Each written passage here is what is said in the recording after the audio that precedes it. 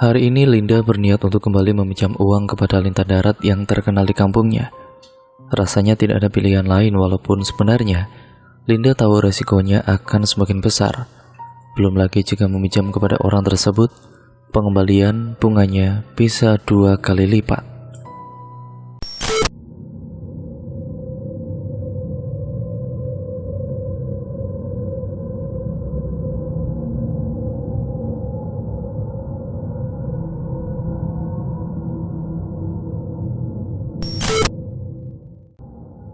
Namun melihat kondisi suaminya yang terbaring lemas di rumah karena penyakit tumor yang diderita membuatnya tidak bisa mengabaikannya begitu saja. Uang mungkin besok dapat dicari lagi, tetapi nyawa suami lebih berharga dari apapun di dunia ini. Sesamanya di rumah besar milik Pak Karto, Linda bergegas membersihkan celana dan kaki yang terlihat kotor. Entah mengapa Linda merasa segan dengan orang tua yang satu ini. Apalagi melihat rumah mewah yang keluarganya tempati, membuat Linda minder setengah mati.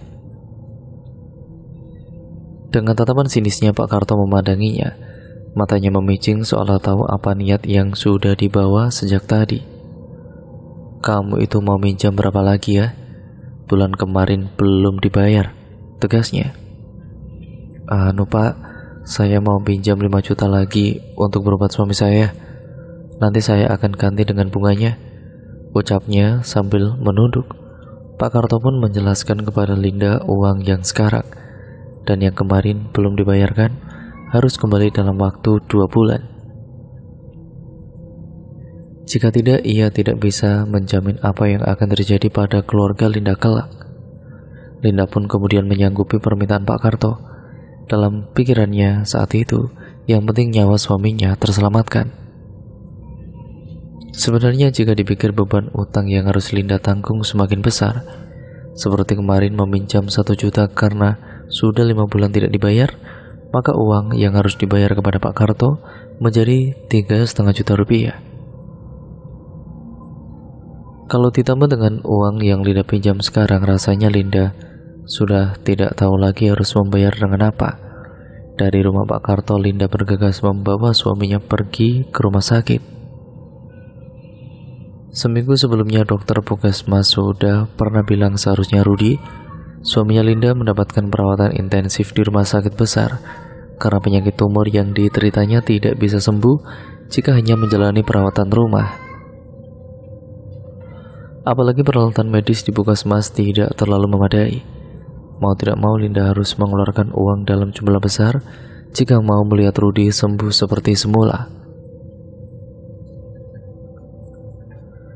Setelah melunasi tagihan dari rumah sakit, Linda keluar menuju taman untuk menghilangkan rasa penatnya. Perlahan Linda membuka dompet dan menghitung lembaran uang yang tersisa. Dalam hati sungguh meringis karena lembaran uang 50 ribuan itu tidak akan cukup untuk biaya sebulan ke depan. Sedang asiknya menikmati semilir angin di bawah pohon rindang depan rumah sakit, tiba-tiba seorang wanita parubaya datang menghampiri dan juga duduk di sampingnya. Ia menjelaskan jika dirinya juga pernah di posisi Linda saat itu, tidak punya uang hingga hampir kehilangan harta bendanya. Namun sekarang hidupnya sudah membaik berkat ia melakukan pesugihan. Sontak Linda menengok mencerna apa yang dikatakan wanita itu. Pasalnya, masih adakah orang yang percaya pesugihan di zaman sekarang? Namun di lubuk hati terdalam, Linda juga penasaran. Jika benar apa yang dia katakan, lantas bagaimana caranya? Ia pun kemudian memberikan selembar kertas yang tertulis alamat dan nomor telepon jika tertarik melakukan pesugihan itu. Untuk jaga-jaga, Linda ini menyimpan kertas itu di kantong baju sebelum akhirnya beranjak meninggalkan wanita tersebut. Hampir 1 bulan Linda berjaga di rumah sakit dan belum ada perubahan dari suaminya. Bahkan tagihan semakin membengkak dan belum lagi utang kepada Pak Karto yang harus dibayar dalam waktu dekat. Terlalu pusing memikirkan semua itu. Karena sudah tidak mempunyai penghasilan, Linda ini memutuskan untuk pergi ke alamat yang pernah ditulis oleh wanita parubaya itu untuk melakukan pesugihan. Setibanya di tempat tersebut, seolah sudah tahu apa yang sedang Linda pikirkan, pria tua dengan jenggot putih langsung menyambutnya dan memberitahukan persyaratan berupa tumbal nyawa hingga ritual pesugihan yang harus dilakukan di ruangan khusus. Saat itu jujur sekali Linda ini bingung karena tidak mau jika harus menumbalkan orang tersayang apalagi dirinya sendiri. Namun tiba-tiba saja terlintas siapa orang yang tepat untuk dijadikan tumbal pesugihannya.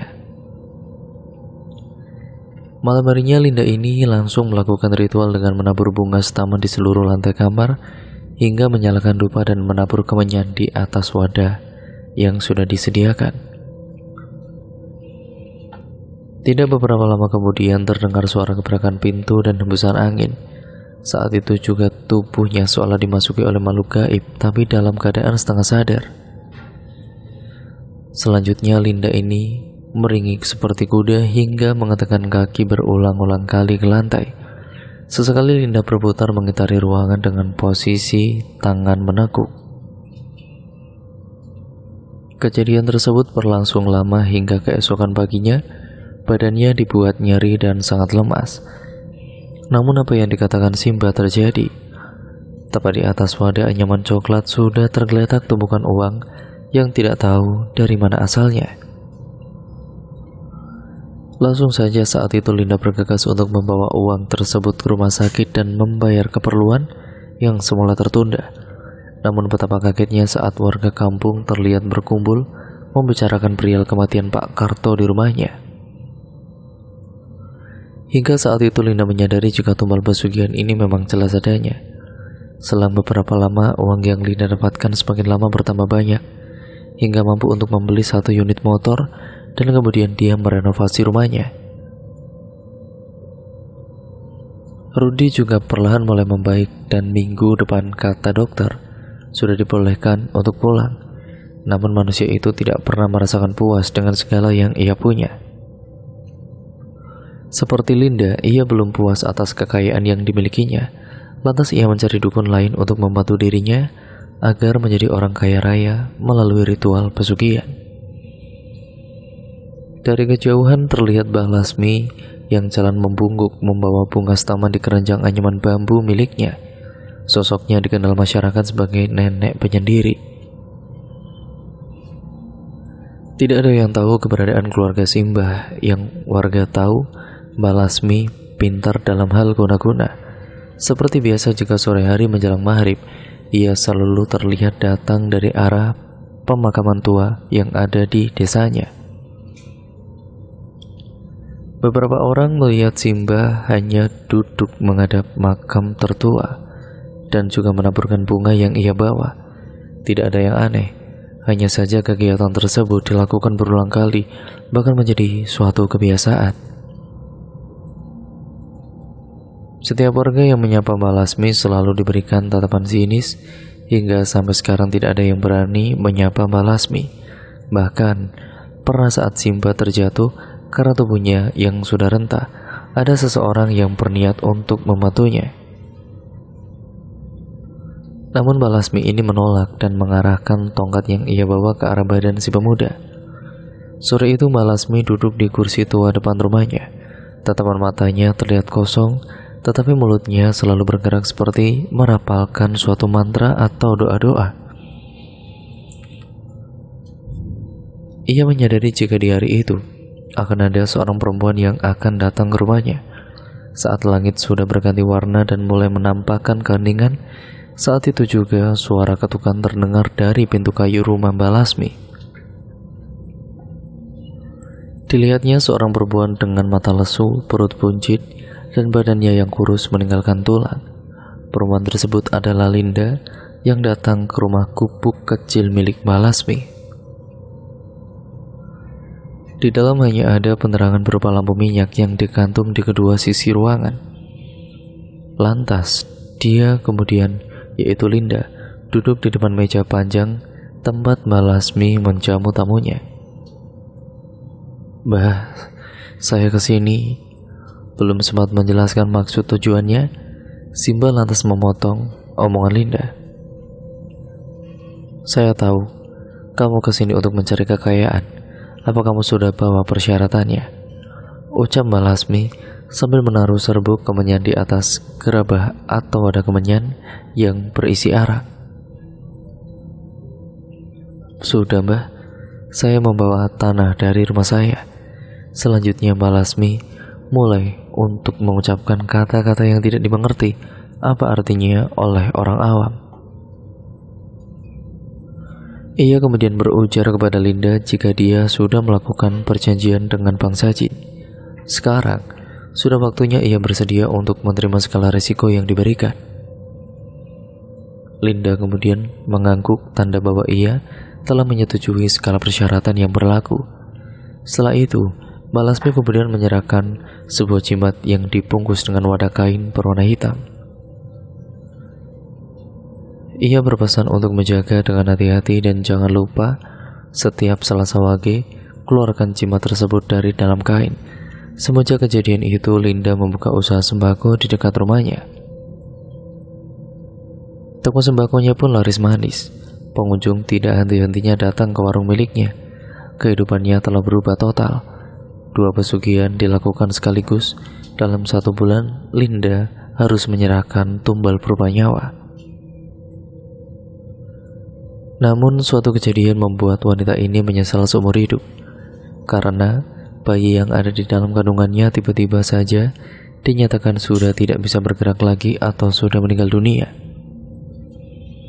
Ia kemudian mengingat-ingat tentang perkataan Mbak Lasmi yang menyebut jika ada risiko yang harus ia terima. Tetapi Linda tidak tahu jika ganjaran yang ia terima harus kehilangan anak yang ia jaga selama 8 bulan lamanya.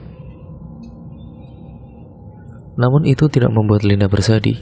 Yang ada di dalam pikirannya sekarang hidup dengan makmur dengan melakoni pesugihan. Semenjak saat itu selalu ada saja nyinyiran dari tetangga dan orang sekitar mengenainya. Tapi Linda bersikap ya bodoh amat saja. Banyak yang tidak menyangka kalau hidup Linda sekarang berubah drastis. Sekarang rumahnya ada 3. Rumah utama Linda berlantai 4. Padahal profesinya sekarang hanya sebagai pedagang sembako di rumah. Namun Linda punya harta melimpah dan begitu banyak. Linda bahkan meminjamkan puluhan juta rupiah untuk banyak orang. Dan ajaibnya, Linda ini tidak menagih utang-utang mereka.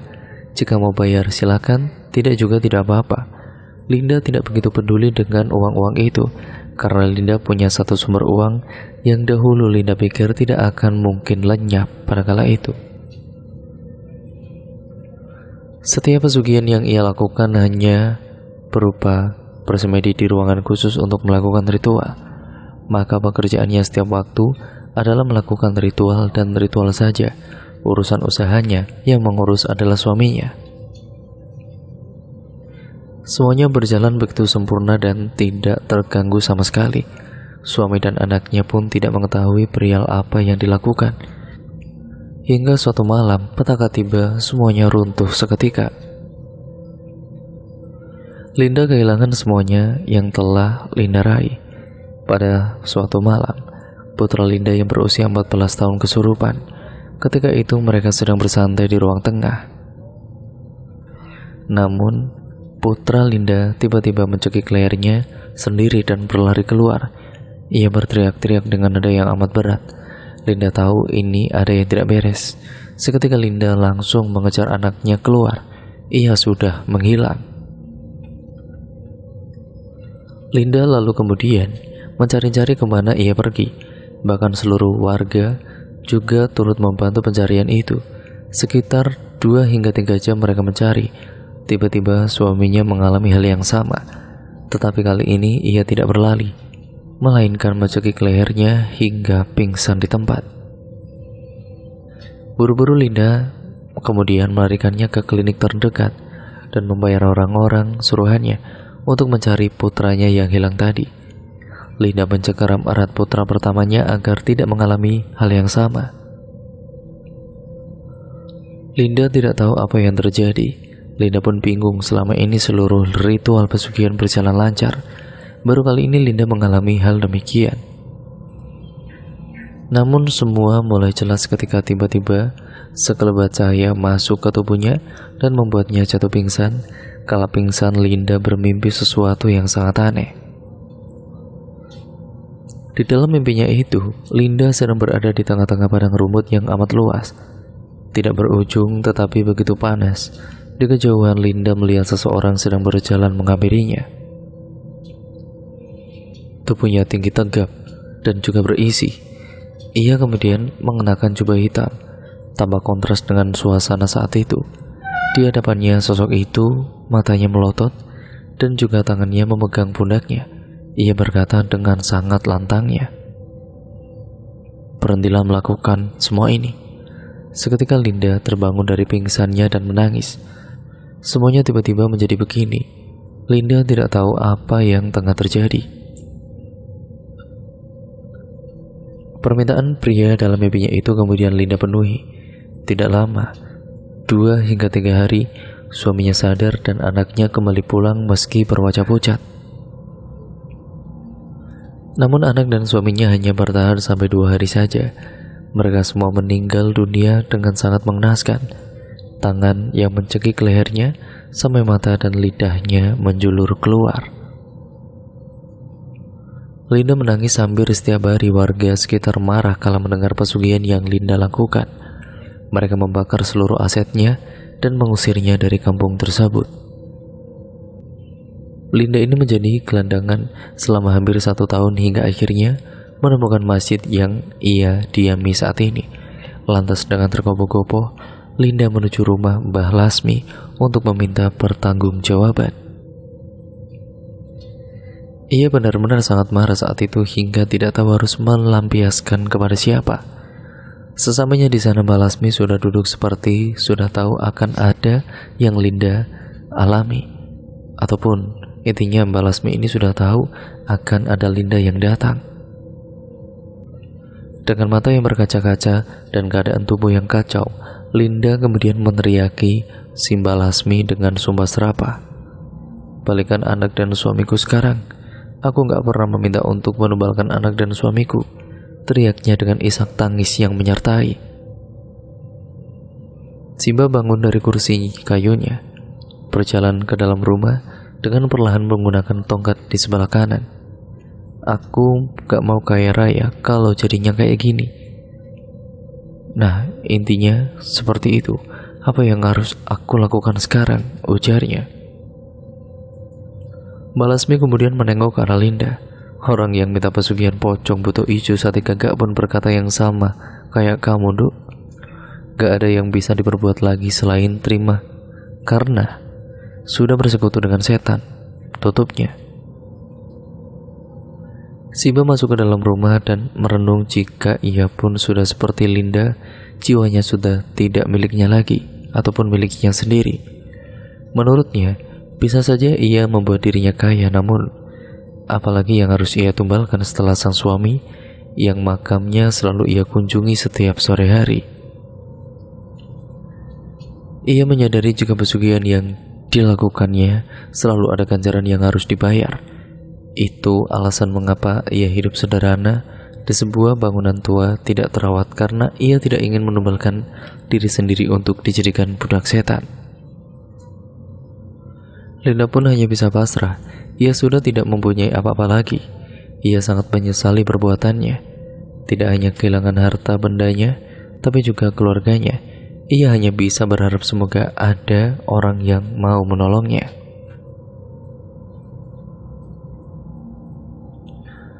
Dan cerita pun akhirnya selesai sampai di sini ya teman-teman. Terima kasih untuk kalian semua yang sudah menyimak video kali ini dan cerita kali ini. Cerita kali ini merupakan salah satu pengalaman dari narasumber yang benar-benar dirinya telah melakukan sebuah pesugihan dan akhirnya setelah keluarganya meninggal semua, dirinya menyesal telah melakukan pesugihan itu. Nah, mungkin ceritanya rada-rada mirip seperti yang dulu-dulu, tapi ya memang konsepnya pesugihan seperti itu. Awalnya kesusahan ekonomi, yang seterusnya kemudian kita mengambil jalan yang sesat dan masuk ke dalam lubang jerat pesugihan. Lalu kemudian setelah itu kita harus menumbalkan orang-orang yang kita sayangi. entah itu orang-orang dari keluarga sendiri ataupun mungkin juga dari orang lain.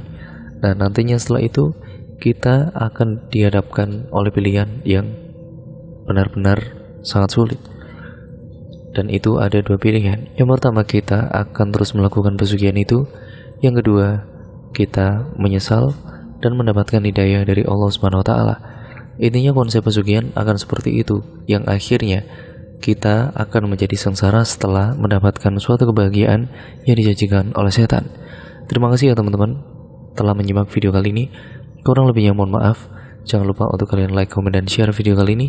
Jangan lupa subscribe dan nyalakan tombol lonceng notifikasinya. Ambil pembelajaran yang baik dan buang jauh-jauh yang buruk. Jadikan semuanya sebagai pembelajaran untuk kita semua, agar kita menjadi manusia yang jauh lebih baik lagi ke depannya. Sekian dan terima kasih. Wassalamualaikum warahmatullahi wabarakatuh.